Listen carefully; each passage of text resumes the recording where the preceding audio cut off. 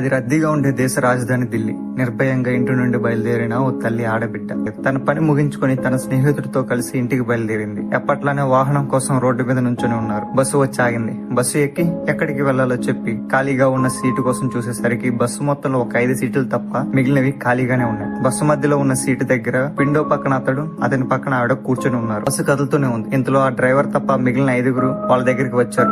వాళ్ళంతా మనుషులని మర్చిపోయారేమో, మృగాలని ఒప్పుకున్నారేమో, బయట తల్లిని పాడు చేశారు. తర్వాత ఒకరు 6 కలిసి హింసించి వాళ్ళు మనుషులను మరిచి కదులుతున్న ఆ బస్సు నుండి విసిరి పారేశారు. వాళ్ళు చేసే తప్పుకి గుర్తులు మిగలకూడదని ఆ బస్సును కాల్చేశారు. జరిగిన తన ప్రాణాలతో బ్రతికింది. చికిత్స పొందుతూ మరణించింది. ఆవిడెవరో మీకు తెలిసే ఉంటుంది. బ్రతుకున్నప్పుడు వెలిగివ్వాలని పెట్టిన పేరు జ్యోతి, బ్రతుకుపోయినప్పుడు భయం ఇవ్వకూడదని పెట్టిన పేరు నిర్భయ.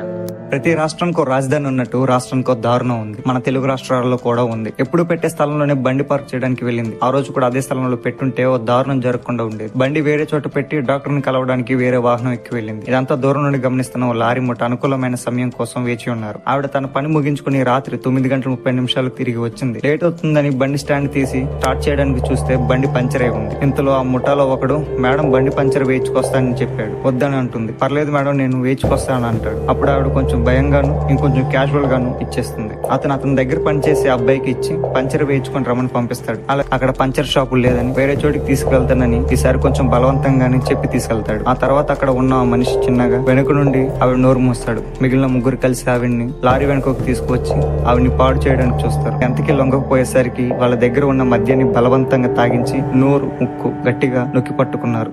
ఇంతలో ఆవిడ చనిపోయింది. ఈ ఆ మృగాలు విచక్షణ రహితంగా శవాన్ని కూడా వదలలేదు. చివరికి తనని ఎత్తికెళ్లిన స్థలం నుండి 30 కిలోమీటర్ల అవతల ఓ బ్రిడ్జి కింద కాల్చేశారు.